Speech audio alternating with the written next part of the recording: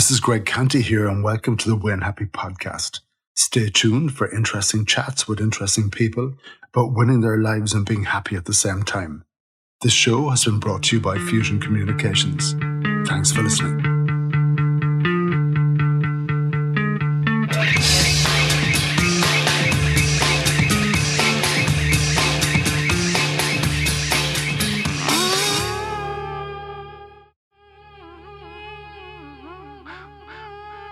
Before I sat down to have a proper chat with Joleen Cronin, founder of the fantastic Irish Redhead Convention, we had a chat at the scene of the crime, the square in Crosshaven, which was the epicentre of this most unusual festival that brought people from all over the globe to our shores.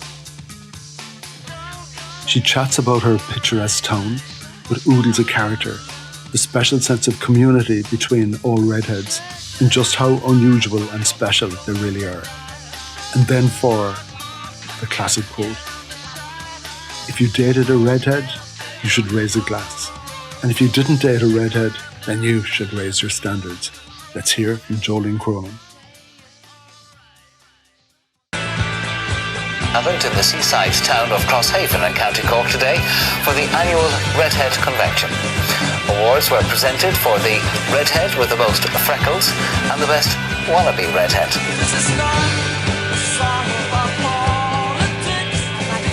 Queen of the redheads to take the title back down to the southern hemisphere. Being a redhead, you're usually the only one in the crowd, and here they're just everywhere.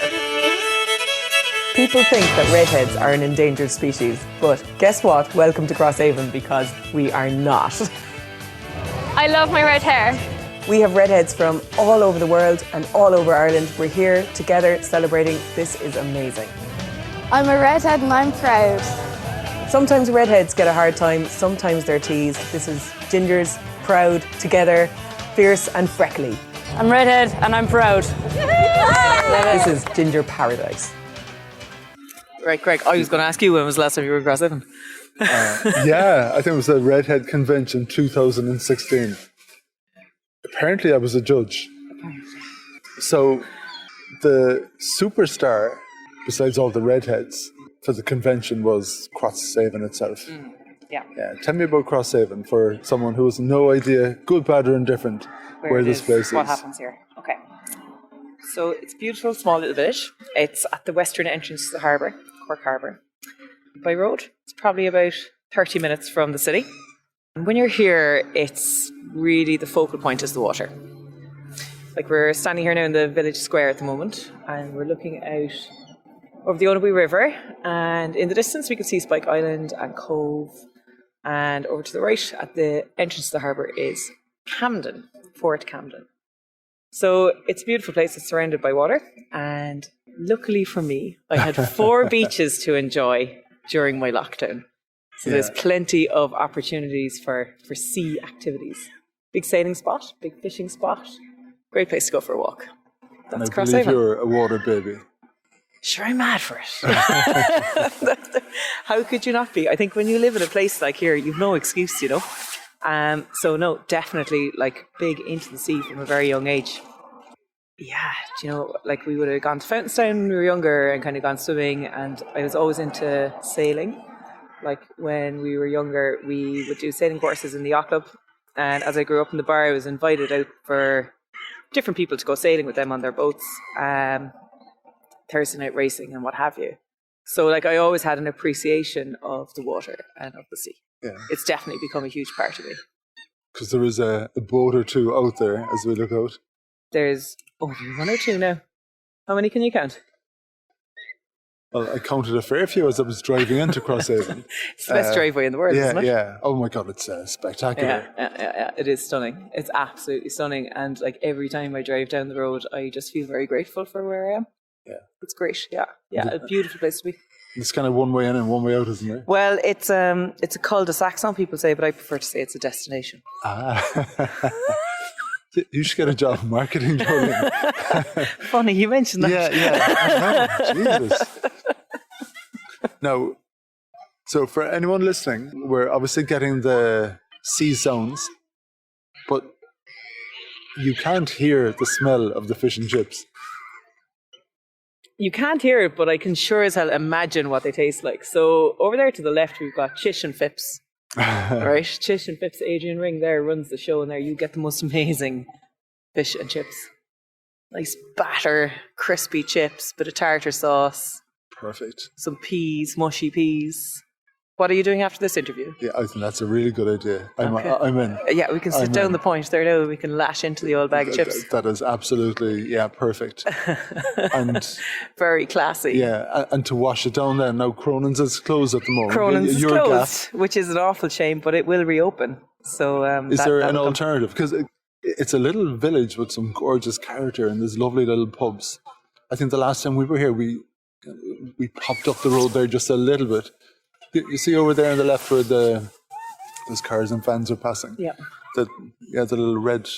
Yeah, so actually, you're right, it is a little village, but it's got a very, very big personality, you know. Like, there is quite a few pubs here. So we've got the Anchor up the hill. You've pointed out Buckley's, which is a lovely, quaint, traditional pub. You've got the Drake, you've got the Orr, you've got Fitzy's. So there's definitely no shortage of places to go for a pint. Cool. And you can't beat a pint of Beamish or Dreamish. Yeah. If we look around then to the bits and pieces around us, you know, in the September 2016, when the festival was, you know, on the final day peak, what are we looking at? What are we looking at around the place? So we're standing in the square at the moment, and there is a boat of St. Brendan right perched in the middle, and I suppose that was the central point of the festival. So over to the west of that, you've got Crosshaven House, and right in front of there we had a big stage, which we call the Foxygen stage, because this was like a foxy version of Oxygen, you know. That's where all the main acts were, redheads only, obviously. And the festival kind of developed over 7 years, so like the layout would have obviously changed, expanded, contracted, moved around, because we're always trying to find ways to do stuff better and more efficiently.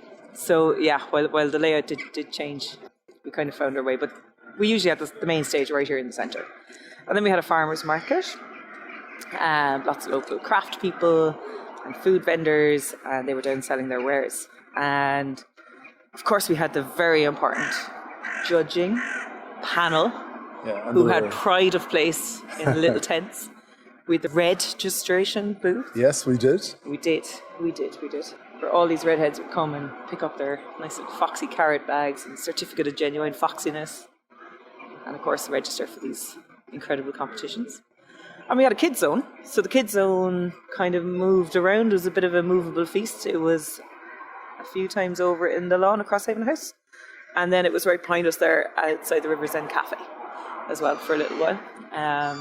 And actually the River's End Cafe is fantastic because you're sitting there on the lawn and you're looking out at the water, and it's a beautiful place.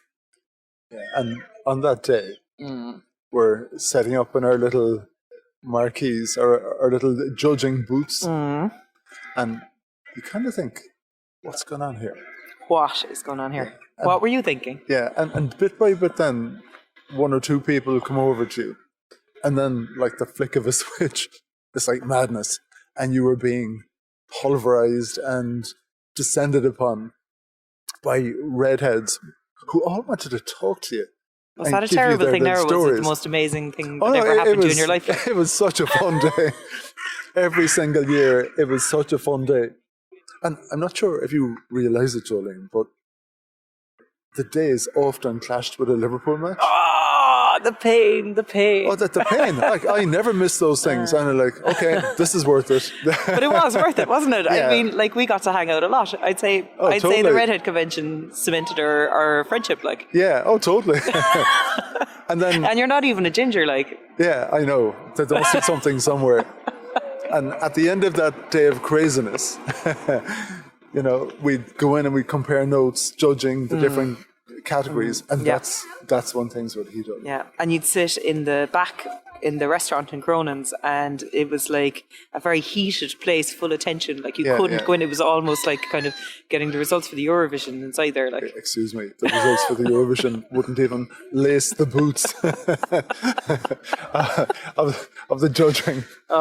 Very serious, and like, I mean, it deserves the seriousness that it got. Like, And you knew outside when you were cocooned in the middle of the kind of nail-biting judging, you knew outside there was a lot of crazy people waiting to hear whether they were Crazy. winners. That's or a very not. dramatic word for my kindred clan.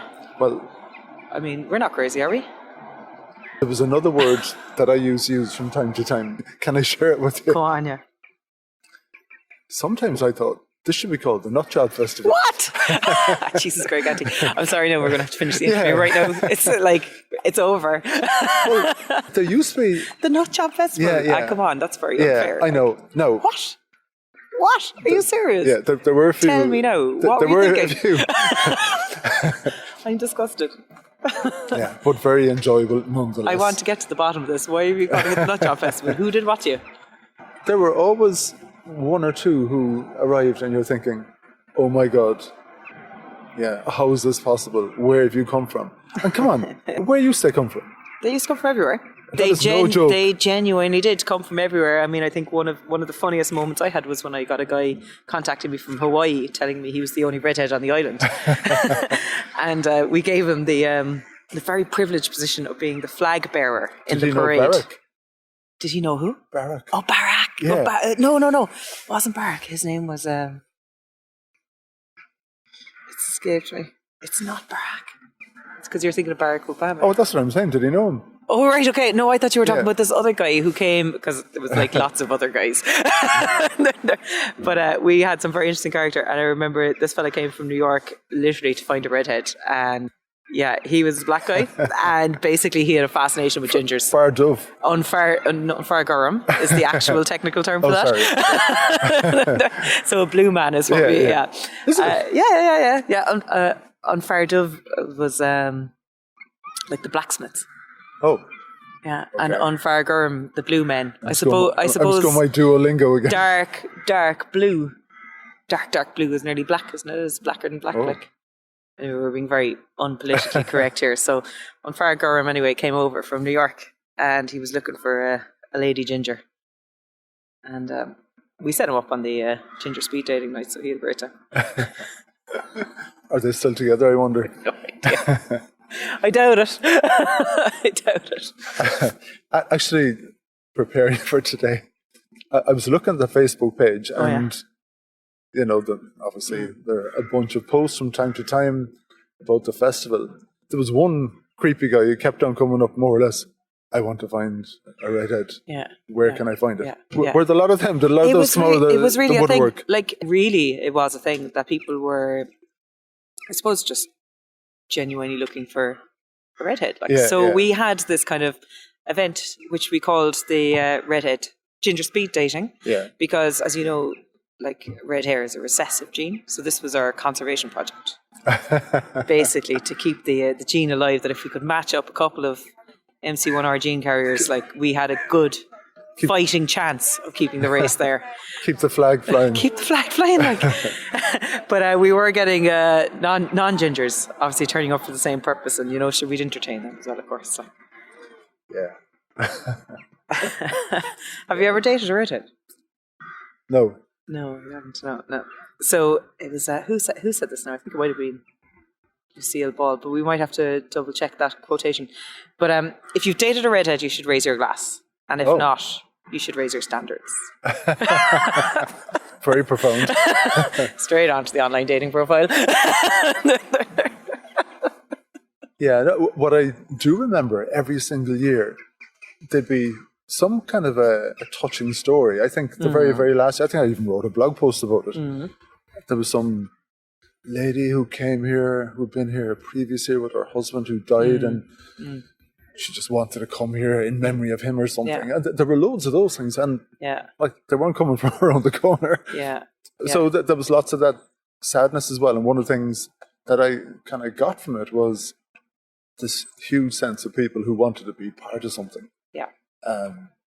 And we all kind of want to be, don't we? Yeah, definitely. There was a huge community feeling to it, because if you think about it, there is a community of people there. Like, how can you say I'm in a community with somebody who's from Australia or New Zealand or some outback of America or wherever they've come from. What have I got in common? But of course, the thing we all had in common was that we had red hair. And what does that mean? Well, I suppose like having red hair really kind of shapes who you are in many ways.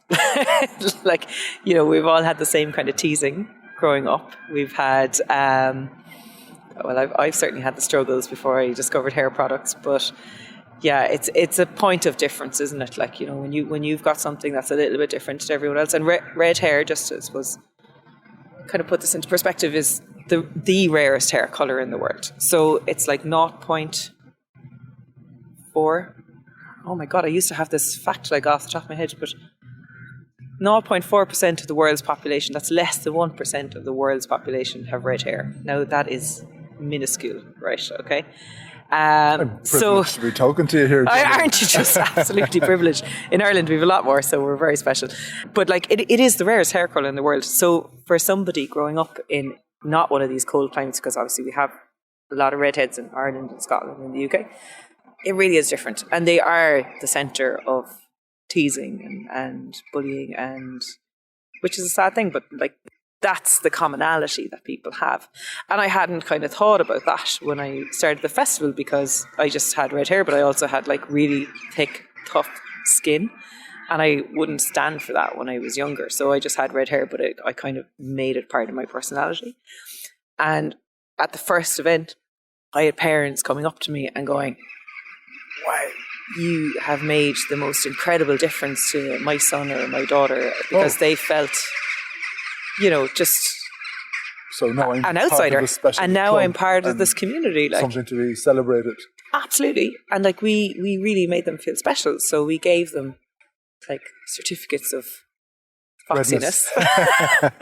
They're foxy. And like, you know, the blonde and the dark haired kids were feeling left out. Like they were the outsiders this time. And yes, there is a community there. So we all have this commonality in these shared experiences. And honest to God, I made the best friends from around the globe as a result of it. Okay, wow. And I think I could probably go to any city in the world now and I'd have an all ginger connection there. Isn't that cool? So you're on the motorway. Yeah. And you see the truckers flashing each other. It's kind of like I'm one of you. Yeah. Do redheads do the Do same? the redheads nod to each other and give a little wink and I'm one of you. We have a little bond. You're going to laugh at this, but I would say yes. God. I would actually say, yeah. Like, I am definitely drawn to people with red hair. Okay, so... And you have that little kind of like, the little eye kind of gesture, like, yeah. Do you know? There's the nod of solidarity between us. So you're like the trucker flashing the lights. Yeah. Yeah. Like, that's probably a kind of like a big dramatic way of putting it, but like, yes, there is definitely a common bond between redheads. So we have an understanding. We do. Yeah. And like, you probably wouldn't think about it, but if you're faced with it, like you do have to laugh with the other redhead. Like, Would you have been bullied? do you know what? I was definitely picked on, but I didn't let the bullying kind of like bring me down, you know? Yeah. Like, I suppose, a big child. Like, I've turned into a big adult now. You're a beautiful adult. But back in the day, like, I was definitely a taller, bigger, redder, and like, I was called microphone head for many years, which is just like the furry mic that's in your hand right now. Yeah, but that's not red. Ginger version of that. And yeah, I mean, I was subject to that, but like, I think I rose above it. Like, I was a very strong character. I didn't let it impact me. So was there a point where I kind of like this? Do you? No, was there with you that it's not something I'm different in a way that I don't like, and people are picking on me too? No. Do you know what now? I like this. No. I wouldn't have been like that. No, to be honest. In fact, I would have been kind of like, I wouldn't want to make a kind of a show and a dance about me at all. No. I don't think so, no. I mean, you could ask my peers, like, but they might have a completely different story. But it certainly wasn't my objective to go out and kind of be the centre of attention. No, that wasn't me. Okay. Will we go and get a cup of tea? I heard so.